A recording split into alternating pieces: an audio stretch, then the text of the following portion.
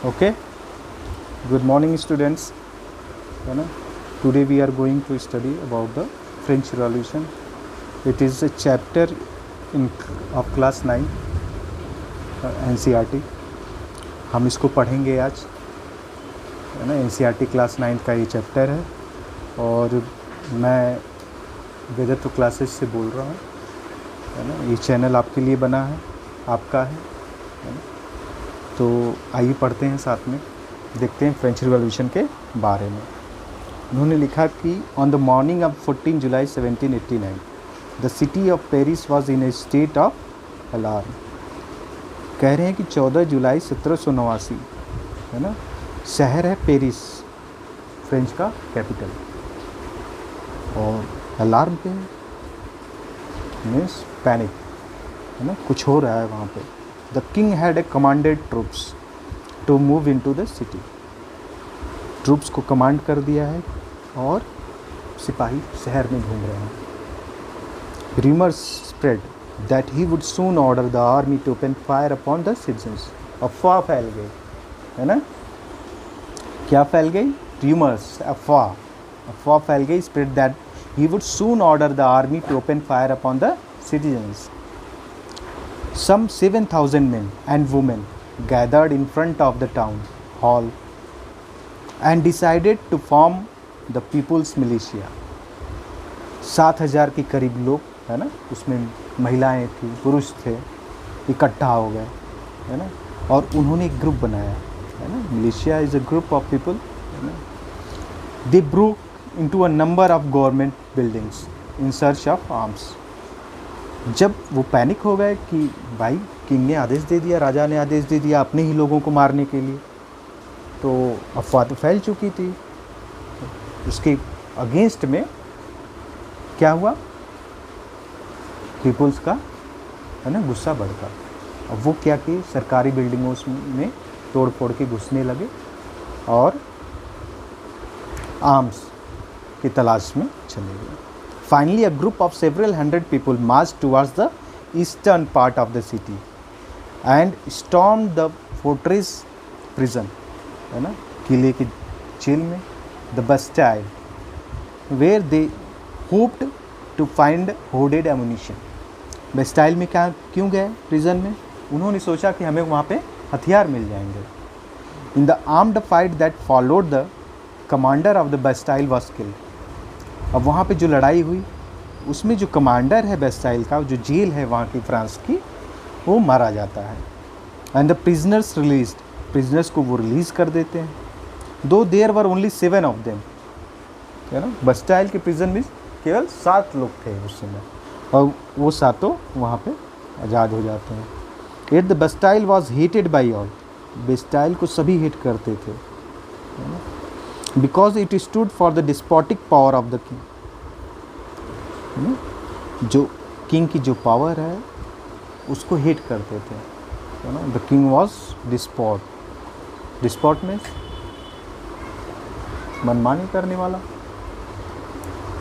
The fortress was demolished and is stone fragments were sold in the markets to all those who wished to keep as a souvenir of its destruction, है ना। souvenir of destruction मतलब उस तबाही की यादगार में लोगों ने पत्थर तक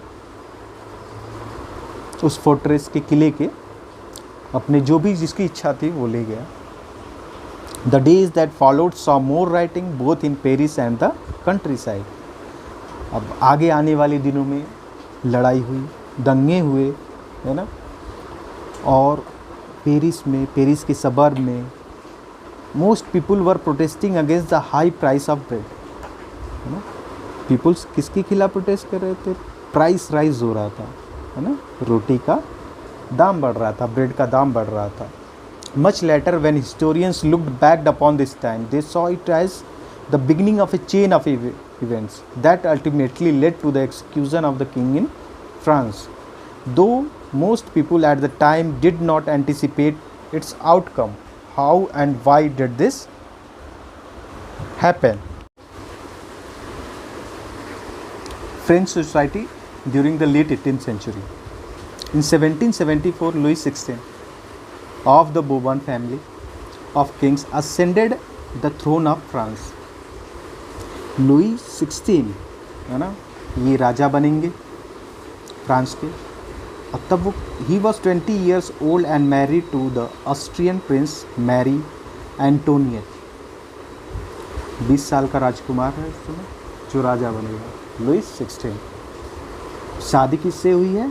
ऑस्ट्रियन प्रिंसेस है Marie Antoinette. Upon his accession the new king found the empty treasury.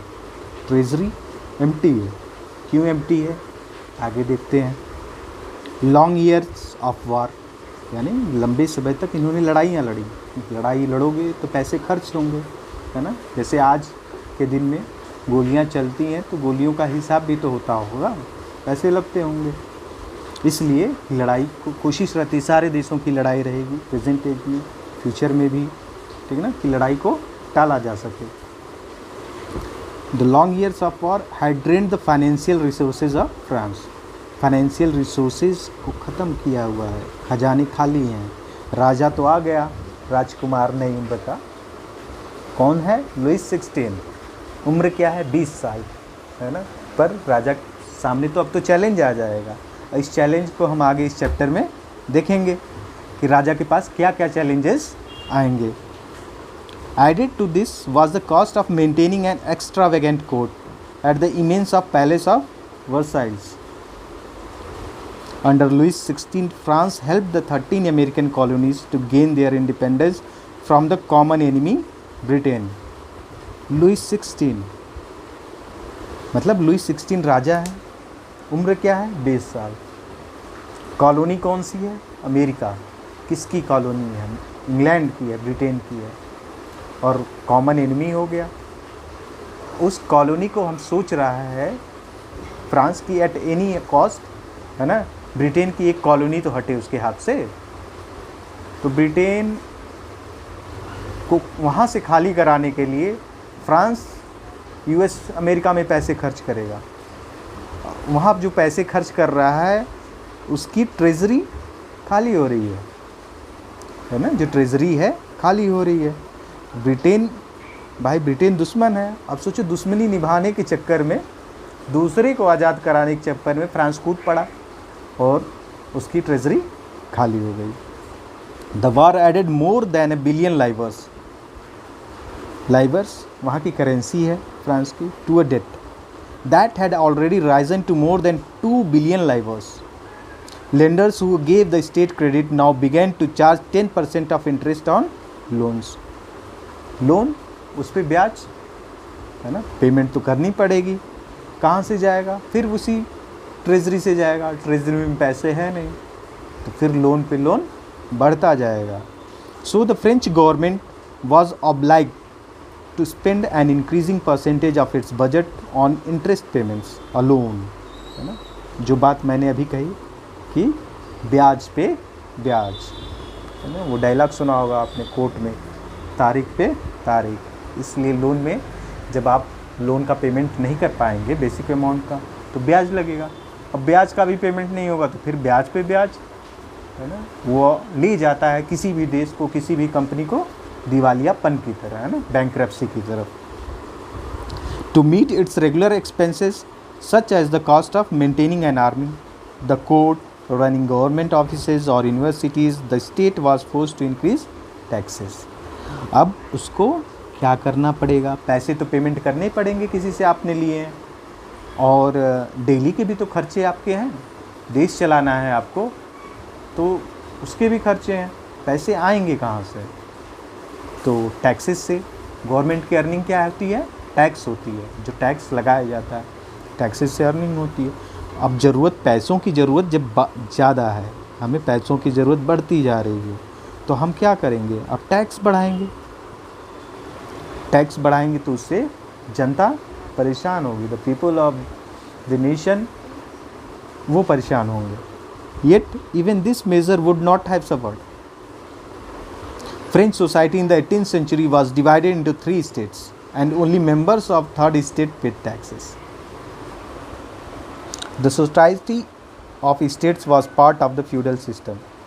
that dated back to the Middle Ages. The term old regime is usually used to describe the society and institutions of France before 1789. अब क्या कहते हैं? Yet even the measure would not have suffered. मतलब ऐसे हालात France में नहीं आए होते. French society in the 18th century was divided into 3 states. यानी कि जो उस समय की सोसाइटी थी वो 3 स्टेट्स में डिवाइड थी. And only members of the third state paid taxes. यानी कि तीसरा जो स्टेट था वही टैक्स पे कर रहा था. ये 3 स्टेट कौन कौन से थे इनको हमें समझना ज़रूरी है. पहला स्टेट था क्लर्की, दूसरा नोबेल्टी और तीसरा था big businessman, merchants, courts, officials, lawyers, state extra.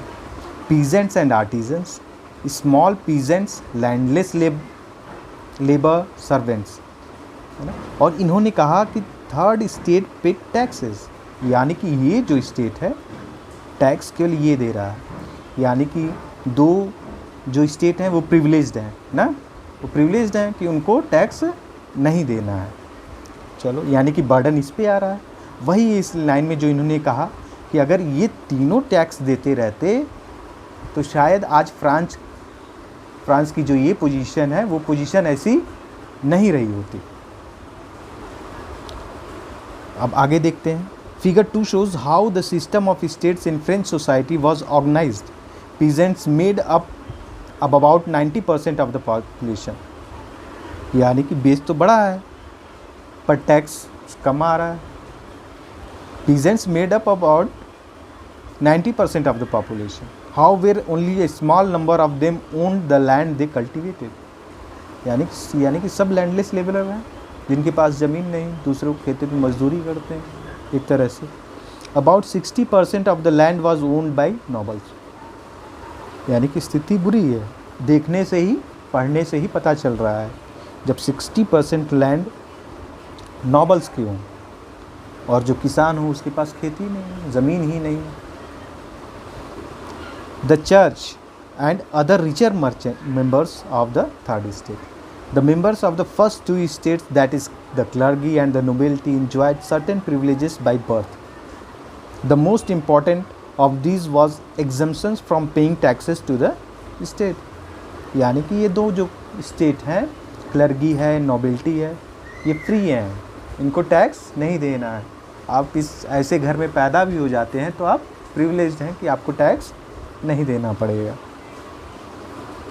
तो ये तो वजह बनेगी. मन में गुस्सा आएगा और वो गुस्सा किसी न किसी दिन ऐसे ही किसी फ्रेंच रिवॉल्यूशन में निकलता है. The most important of these was exemption from paying taxes to the state. The nobles further enjoyed feudal privileges. Nobles को फ्यूडल प्रिविलेजेस थे. These included feudal dues which they extracted from the peasants. Tax तो tax है ना, tax तो था ही. फिर nobles है ना अलग से कुछ न कुछ जो ये फ्यूडल प्रिविलेजेस हैं उनसे लेते रहते हैं. शायद बेगारी है ना, बेगारी जैसे किसी को कुछ बिना पैसे दिए ही उससे कोई लेबर कराना, काम कराना, तो ये एक तरह से फ्यूडल प्रिविलेजेस में आ सकता है.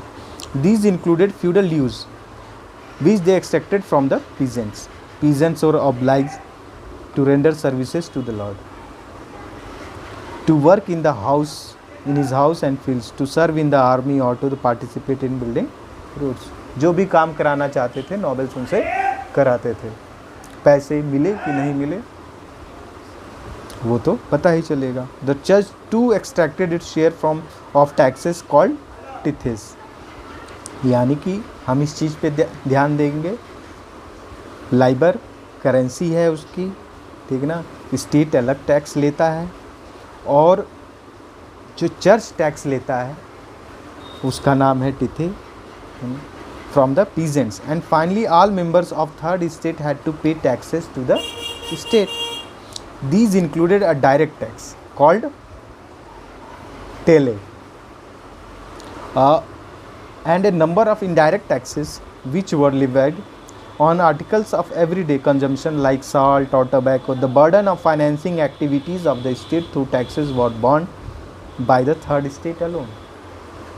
यानी the burden of financing activities of the state, tax third state दे रहा है, तो यानी कि सारे खर्चे देश की कौन संभाल रहा है? थर्ड स्टेट संभाल रहा है। तो जब थर्ड स्टेट पे बर्डन ज़्यादा रहेगा तो वाजिब सी बात है, अगर आप 2 सेक्शन प्रिविलेजेस हैं, थर्ड सेक्शन प्रिविलेजेस नहीं है, तो वो जब उस स्टेज में पहुँचेगा है ना कि जहाँ वो रिवोल्ट कर सके, उसे मौका मिलेगा, वो रिवोल्ट करेगा। द स्ट्रगल टू सर्वाइव, आगे आता है ना कि सर्वाइवल का स्ट्रगल है फ्रांस के पास। क्यों है? क्योंकि पॉपुलेशन का एक्सप्लोजन होने वाला है। The population of France rose from about 23 million to 28 million. 23 million से कहाँ पहुँच गई है पॉपुलेशन? 28 मिलियन। और कब पहुँची है? 1715, from 1715 to 1789। From 1715 to 1789 population कहाँ से पहुँच गई? 23 million to 28 million.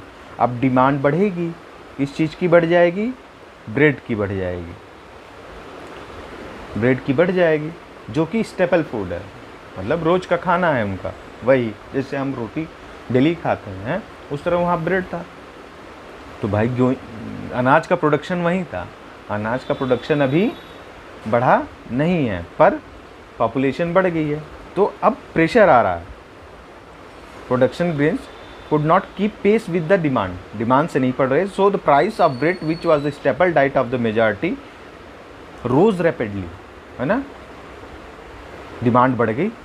Most workers were employed as laborers in workshop whose owner fixed their wages, बहुत सारे वर्कर्स ऐसे थे जो वर्कशॉप्स में वर्क करते थे, दुकानों पे काम करते थे, फैक्ट्रियों में काम करते थे, डेली वेज लेबरर थे। उनके ओनर जो था वो फिक्स करता था उनकी तनख्वाह, डेली वेज, मजदूरी। But wages did not keep pace with the rise in prices, है ना। पर ये जो वेजेस मिल रहे थे, जो मजदूरी मिल रही थी उनको, वो जो चीज़ों की दाम बढ़ रहे थे, है ना, उससे पेस नहीं रख पा रही थी। इसलिए वो जो अब एक अलग तरह की सिचुएशन क्रिएट हो गई, है ना। जेब में पैसे ही नहीं, है ना। पॉपुलेशन बढ़ने की वजह से डिमांड बढ़ी, चलो, पर परचेजिंग पावर भी तो कम हो रही है ना। प्राइस राइज कर रहा है, पर पैसे उतने ही हैं। अब खर्चे कैसे मीट होंगे परिवार के, उस मजदूर के परिवार के खर्चे कैसे मीट होंगे? Let's see. So the gap between the poor and the rich widened, gap है जो गरीबों और अमीरों के बीच बढ़ता गया। थिंग्स बिकेम वर्स, बहुत, है ना, बुरी होती जाएंगी। वे नेवर ड्रॉट और हेल रिड्यूस द हार्वेस्ट, जब हार्वेस्ट कम हो जाता था, है ना, स्थिति और बुरी हो जाती थी और ख़राब हो जाती थी। This led to the subsistence crisis, है ना, सब्सिस्टेंस क्राइसिस, ताकि लोग सर्वाइव कर सकें, उसी की क्राइसिस आएगी, मूलभूत चीज़ों की क्राइसिस आएगी, है। Something that occurred frequently in France during the old regime, old regime में ये सारी चीज़ें, ये घटना फ्रिक्वेंटली होती थी, है ना। ये नहीं कि कोई नया चीज़ है, एक नया खतरा अब बढ़ेगा,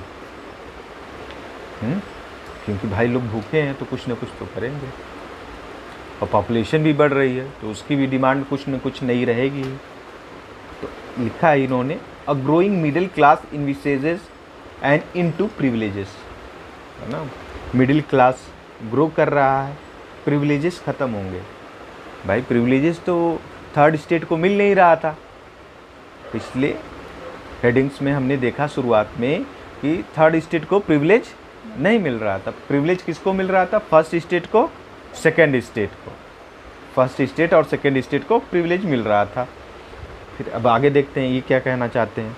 in the past peasants and workers had participated in revolts against increasing taxes and food scarcity, है ना।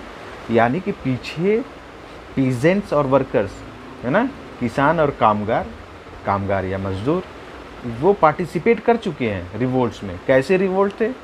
जब भी टैक्स बढ़ा, है ना, तब उन्होंने रिवोल्ट किया, और जब भी फूड की स्कार्सिटी हुई तो रिवोल्ट किया। भाई उसमें किंग था, मोनार्की थी, तो जिम्मेदारी किसकी है स्टेट को पालने की? राजा की, है ना। So he should provide, he is taking tax, he should take care of the peoples of their country, but he will fail. When he will fail, people will revolt, है ना, लोग रिवोल्ट करेंगे। इन चीज़ों को आराम से एक एक चीज़ आप समझते जाइएगा कि कैसे कैसे घटनाक्रम आगे बढ़ रहा है ना, कैसे क्या क्या कॉजेज़ होंगे, है ना, जो फ्रेंच रिवॉल्यूशन की भूमिका बना रहे हैं। और फिर रिवोल्ट होगा, फिर रिवोल्ट होने के बाद एक अलग घटनाक्रम शुरू होगा, उसको हम आराम से देखते चलेंगे। But they lack the means and programmes to carry out full scale measures, but they lacked, है ना, the means and programmes to carry out full scale measures that would bring about a change in the social and economic order.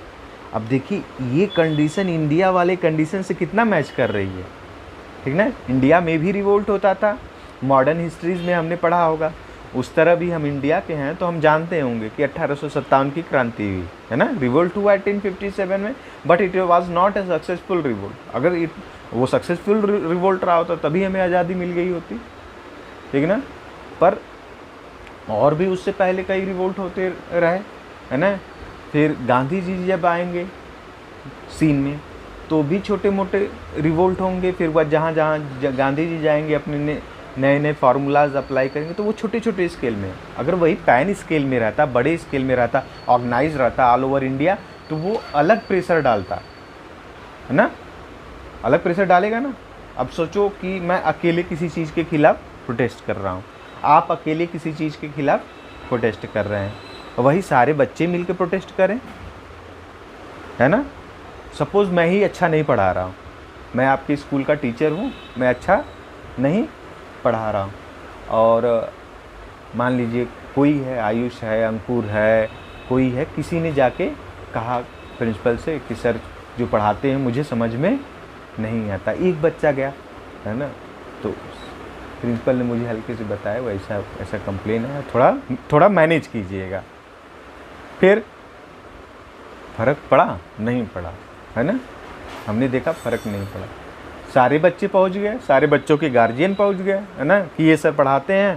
फिर उसके बाद आधा time pass कर देते हैं, आधा कोई लैंग्वेज मतलब कि नहीं समझ में आती है, अब, है ना, अप टू मार्क नहीं है, समझा नहीं पा रहे हैं, तो प्रिंसिपल सोचेगा ना कि भाई ज़्यादातर बच्चों की कंप्लेन है, या तो ये सुधार करें या तो फिर इनको रिप्लेस किया जाए, ये होगा ना। तभी तो भाई जो बच्चे पैसे दे रहे हैं वो जस्टिफाइड हो रहा है। या गवर्नमेंट स्कूल अगर है, गवर्नमेंट स्कूल्स में बच्चे पढ़ रहे हैं तो उनको जो सैलरी पब्लिक फंड से मिल रही है वो भी जस्टिफाइड होगी। तो उसी तरह चीज़ ये है कि but they lack the means and programmes to carry out on full scale measures. Organisation, है ना, यानी कि ये दे रहा है ना कि ये हमें कह रहा है कि कोई भी चीज़ अगर हम कई लोग मिल के ऑर्गेनाइज होकर करें तो वो ज़्यादा प्रेशर गवर्नमेंट पे बनाएगी, है ना, would bring about a change in the social and economic order. This was left to those groups within the third state who had become prosperous and had access to education and new ideas. अब 90% था third state, हमने देखा पीछे कितना था 90%। अब 90% में इसमें से कुछ लोग जिनके पास पैसा आ जाएगा वो थोड़ा सा प्रॉस्पर हो जाएंगे, है ना, थोड़े से अमीर हो जाएंगे। अब जो थोड़ा सा अमीर हो जाएगा तो वो थोड़ा सा पढ़ाई भी करेगा, उसके पास थोड़ा सा जानकारी भी आएगी। तो वही कह रहा है कि जो ये ऑर्गेनाइजेशन का काम है ना, ये टैक्सेस के खिलाफ रिवोल्ट करने का काम है, फूड ग्रेन के स्कार्सिटी के खिलाफ काम है, ठीक ना। तो ये काम जो अधिकतर लोग थे, ये 90% पीजेंट्स में से मान लो कि 5% लोग प्रॉस्पर हुए। अब ये जो 85% इसमें बचा, ये वाला काम इस पे छोड़ देता था, इस 5% पे। ये 5% को अपना ही मानता था, कहता था इन्हीं काम करने दो, पर इसकी मजबूरी भी है ना बेटा, क्या मजबूरी है? मजबूरी ये है कि ये तो डेली वेज वर्कर है, आज नहीं कमाएगा तो परिवार खाएगा क्या, ठीक ना। इसकी मजबूरी है इस पे छोड़ना। जिस दिन ये प्रॉस्पर हो जाएगा, ठीक ना, तो फिर तो खेल अलग है, तब तो और बड़ा रिवोल्ट होगा और वो जो चाहेंगे वो होगा, है ना। तो वो स्टेप थोड़ा थोड़ा हम देखेंगे कि liberal government, socialist government, democratic government की तरफ बढ़ेगा। This become prosperous and had access to education and new ideas, ठीक ना। एजुकेशन आ गया, न्यू आइडियाज़। अभी देखिए इस चीज़ को हमने थोड़ा सा टाइम लेके समझाया इस चीज़ को, आप बहुत आराम से समझते हुए चलिएगा। The 18th century witness the emergence of social groups. 18th century, अच्छा, हम जब 18th सेंचुरी कहते हैं इसका मतलब क्या हुआ? 1800 का बाद का समय कि 1800 के पहले का समय, है ना, ठीक ना। तो 18th सेंचुरी ये हुई कि 1700 टू 1800, ये जो टाइम है ये 18th सेंचुरी है ना। वो यूज़ कर दें अर्ली 18th सेंचुरी, तो यानी कि 1700 से कुछ साल तक या 50 तक ही ले लें, है ना। फिर लेट 18th सेंचुरी कह दें तो 1715 से लेके 1800 तक हम ले लेते हैं, है ना। The 18th century witnessed the emergence of social groups termed the middle class। 18th century क्या विटनेस कर रहा है? मिडिल क्लास बढ़ रहे हैं, ठीक ना, यानी कि गरीबी रेखा से लोग ऊपर आ रहे हैं, है ना। बीपीएल फैमिलीज कम हो रही हैं, बिलो पॉवर्टी लाइन वाले, who earn their wealth through an expanding overseas trade and from the manufacture of goods such as woolen and silk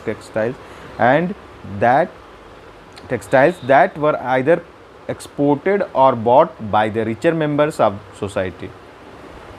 यानी कि ट्रेड में भाग ले रहे हैं, वो मैन्युफैक्चरिंग में भाग ले रहे हैं। तो अब धीरे धीरे मिडिल क्लास ग्रो कर रहा है। मतलब मिडिल क्लास ग्रो करने का मतलब कि नंबर में ग्रो कर रहा है, ठीक ना, नंबर में बढ़ रहे हैं। In addition to merchants and manufacturers, the third state included professions such as lawyers or administrative officials. All of these were educated and believed that no group in society should be privileged by birth। इन सबका विचार था कि कोई अब by birth privilege नहीं होना चाहिए, है ना। सब लोग काम करें, आगे बढ़े, जिसका जो अधिकार हो उसको मिले। यही सोच अब लोगों की बन रही है। Rather a person's social position must depend on his merit, है ना। वो सोचते हैं मेरिटोक्रेसी आ जाए, मेरिट पे काम हो। These ideas envisaging a society based on a freedom and equal laws and opportunities for all were put forward by philosophers such as John Locke, Jean-Jacques Rousseau in his two treatises of government. Locke sought to refute the doctrine of the divine and absolute right of the monarch। तो अब Rousseau, lock, है ना, उस समय की philosophers हैं, है ना, जो लोग मतलब कि नॉलेज को बढ़ा रहे हैं। जब हम फ्यूचर में पढ़ेंगे, अगर हिस्ट्री लेके कोई पढ़ता है, अच्छा, तो फ्यूचर में द एज ऑफ एनलाइटमेंट पढ़ेगा, तो वो एज ऑफ एनलाइटमेंट से जब यूरोप गुजरता है ना, तो फिर उसका वो जो नॉलेज है फिर धीरे धीरे हर जगह पहुँचेगा। नॉलेज कोई बाउंड्री में बंध नहीं सकता है। कि इंडिया में डिस्कवरी हुई है वो अमेरिका वाले नहीं जान पाएंगे, या अमेरिका में डिस्कवरी हुई इंडिया वाले के पास नहीं होगा, है ना। कोई कुछ यहाँ कहेगा तो वो अमेरिका में भी सुनाई देगा। हो सकता था उस समय लेट सुनाई देता था, और आज आप अभी बोलेंगे तो कुछ देर बाद या तुरंत वहाँ टेलीकास्ट हो जाएगा। तो ये चीज़ें अब उस लोग सोच रहे हैं कि मेरिट पे सोसाइटी हो। अब ये लॉक, रूसो लोग पढ़ने लगे हैं। मिडिल क्लास बढ़ाना, वो भी तो कुछ पढ़ेगा, वो कुछ पढ़ेगा तो पढ़ तो लेगा। जब पढ़ लेगा, अगर पीजेंट है, वर्कर्स है, लेबरर्स है, उनको बता तो सकता है। जैसे हमारे 1857 क्रांति में तो गरीबों ने भी हिस्सा लिया होगा, मजदूरों ने भी हिस्सा लिया होगा, तो उनको कोई मैसेज फॉरवर्ड आता था, अगर मान लो कोई लीडर लिख के आया, वो पढ़ नहीं पा रहे हैं, तो उनका लीडर पढ़ के सुनाएगा ना कि ये चीज़ हुआ। तो वही बात है, अगर जैसे नॉलेज क्या होता है, फिल्टर होके एक दूसरे के पास पहुंचती है। अब इस चीज़ को डिवाइन राइट ऑफ मोनार्क को नकारने की व्यवस्था बन चुकी है। ये आ गया ना, divine right of the monarch. Rousseau carried the idea forward, Rousseau idea को आगे ले जाते हैं, proposing a form of government based on a social contract between people and their representatives. Rousseau carried the idea forward, मतलब इस idea को Rousseau, जो ये फ्रीडम की आइडिया है, ठीक ना, उसको आगे लेके चल रहे हैं। Proposing a form of government based on a social contract between people and their representatives. वो सोच रहे हैं, रूसो कह रहा है कि एक नई तरह की सरकार हो, है ना, जैसे आज की सरकार है, ये भी एक तरह से सोशल कॉन्ट्रैक्ट है। हम अपने सांसद को चुनते हैं, अपने विधायक को चुनते हैं, है ना, we elect our MPs and MLAs, और वो हमको रिप्रेजेंट करते हैं, और हमारी बात जाके संसद में या विधानसभा में, इन लोकसभा, इन राज्यसभा और इन लेजिस्लेटिव असेंबली, है ना, दे पुट और वाइस, मतलब ये तो थ्योरेटिकली है, वो रखते हैं कि नहीं रखते हैं अब तो हम लोग जान ही रहे हैं, ठीक ना, कि कोई भी लॉ आ जाता है, कोई भी एक्ट आ जाता है, तो कैसे आता है। In the spirit of the laws, Montesquieu proposed a division of power within the government between the legislative, the executive and the judiciary. अब देखो वो सिस्टम जो उस वक्त, है ना, विचार में आया था, आज है कि नहीं है। आज भारत में देखो ये तीनों हैं, लेजिस्लेटिव है, एक्सिक्यूटिव है, जुडिशरी है, लगभग सारे डेमोक्रेटिक कंट्रीज में ऐसा है। This model of government was put into force in the USA after the 13 colonies declared their independence from Britain. अच्छा, ये इस आइडिया का सबसे पहला एप्लीकेशन यूएस में हो गया। जैसे ही उनकी 13 कॉलोनीज ब्रिटेन से फ्री हुई, यूएस ने ये आइडिया अपने यहाँ लागू कर दिया। गवर्नमेंट को जो 3 भागों में डिवाइड करना है, लेजिस्लेटिव में, एक्सिक्यूटिव में, जुडिशरी में। The American Constitution and its guarantee of individual rights was an important example for political thinkers in France. अब अमेरिका को पहले ही आज़ाद करा चुका है, फ्रांस तो आज़ाद है ही, है ना, पर मोनार्की से इसे आज़ाद होना है। किससे? मोनार्की से, किंग से। इसको चाहिए गवर्नमेंट, डेमोक्रेटिक गवर्नमेंट, जिसमें कोई सोसाइटी ऐसी ना हो जिसको प्रिविलेज हो, है ना, कि सपोज राम टैक्स देता है ना, श्याम टैक्स नहीं देता है, श्याम सेकेंड स्टेट से आता है इसलिए टैक्स नहीं देगा, ठीक है। तो वो चीज़ें सोसाइटी से दूर करना है। The ideas of this philosophers were discuss intensively in saloons and coffee houses and spread among people through books and newspapers. Books, newspaper से ये जो आइडियाज़ हैं फिलोसफर्स के, वो धीरे धीरे फिल्ट्रेट होकर सोसाइटी में एंट्री मार रहे हैं। जब नया सोसाइटी में जब नई आइडियाज़ आती हैं, नई विचारधारा आते हैं, तो वो लोगों को एक बार रिवोल्यूशनाइज तो करते ही हैं, है ना। वो धीरे धीरे बिल्डअप होता है ना। नॉलेज आया, अच्छा डेमोक्रेसी भी होती है, ऐसी गवर्नमेंट होती है, ठीक ना। जैसे कुछ कंट्रीज़ में या राइट टू रिकॉल है, जब उनका एमपी अच्छा काम नहीं करता है तो फिर वो एक बार वोट करते हैं और उसको बुला लेते हैं वापस, वो एमपी से नॉन एमपी हो जाएगा। पर हमारे यहाँ है राइट टू रिकॉल नहीं है, हमें एक बार चुन लिया, हमें तो 5 साल उसे बर्दाश्त करना है, ठीक ना। पर वो उनके जिनके यहाँ राइट टू रिकॉल है उनको बर्दाश्त नहीं करना है, ठीक ना। वो तो एक लेटर प्रपोज करेंगे, उसको जितने भी मतलब कि क्या बोलते हैं उसको, सेकेंडर चाहिए, उसे प्रपोज करके फिर उसके बाद जितने लोग चाहिए उसको प्रपोज करने के लिए बिल को, अगर उसका क्योरम या कोटा पूरा हो जाता है तो बिल प्रपोज कर लेंगे। फिर उसके बाद वो पास होगा, पास होने के बाद फिर वोटिंग होगी तो अगर उसके विपक्ष में सबसे ज़्यादा वोट पड़ जाते हैं उस एमपी को फिर वापस बुला लिया जाएगा। पर ये चीज़ देखो हमारे यहाँ नहीं है। अभी कल की न्यूज़पेपर में था शायद, महाराष्ट्र के उद्धव ठाकरे कह रहे थे कि हमारे यहाँ राइट टू रिकॉल होना चाहिए। अब सरकार से बाहर हैं तो कह रहे हैं कि राइट टू रिकॉल होना चाहिए। अब सरकार में आए, कभी वो मुख्यमंत्री बने, हम चाहेंगे कि मुख्यमंत्री बने वो, अगर राइट टू रिकॉल लाने की सोच रहे हैं, क्योंकि एक बड़ी अच्छी चीज़ है ये, है कि नहीं। जब तो आप सत्ता में थे तब तो राइट टू रिकॉल लाए नहीं, तभी ला दिए होते तो हम लोग खुश हो गए होते कि हाँ कुछ न कुछ ट्रांसफॉर्म हो रहा है। अब देखते हैं आगे। These were frequently read aloud in groups for the benefit of those who could not read and write. These were frequently read aloud, है ना।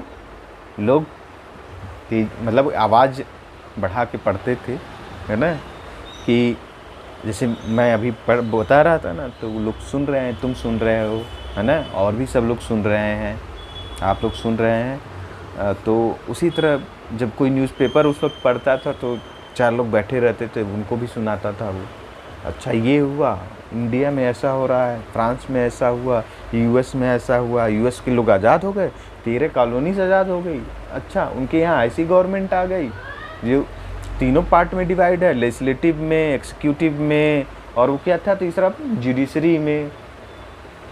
सोचेंगे ना, बात होगी तो कहेंगे यार उनके वो लोग तो बड़े मज़े में है ना, हम लोग को भी मोनार्की को उठा के फेंकना होगा।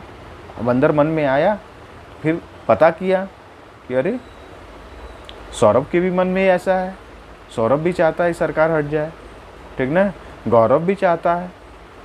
अब धीरे से बात हुई, अच्छा ठीक है तुम भी तो हमारे विचार के हो, आ जाओ एक पार्टी बनाते हैं, ठीक ना।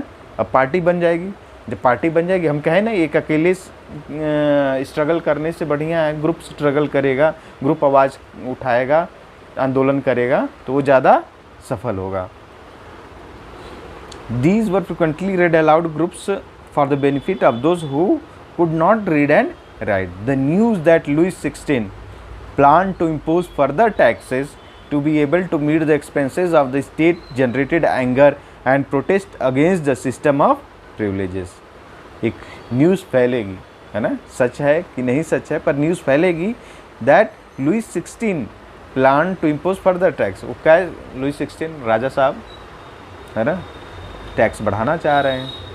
अब लगेगा लोगों को बढ़ा रहे हैं कि नहीं बढ़ा रहे हैं, न्यूज़ तो फैल गई, वो तो मानेंगे ये राजा ऑर्डर कर दिए टैक्स बढ़ जाएगा। अब जो टैक्स बढ़ेगा अब वो मतलब कि गुस्से को बढ़ा रहा है ना, फ्रेंच पीपल्स अब का रोष बढ़ रहा है। And protest against the system of privileges to be able to meet the expenses of the state generated anger and protest against the system of privileges. अब वो जो privileges मिलते हैं अब उसके खिलाफ वो प्रोटेस्ट करेंगे ही करेंगे।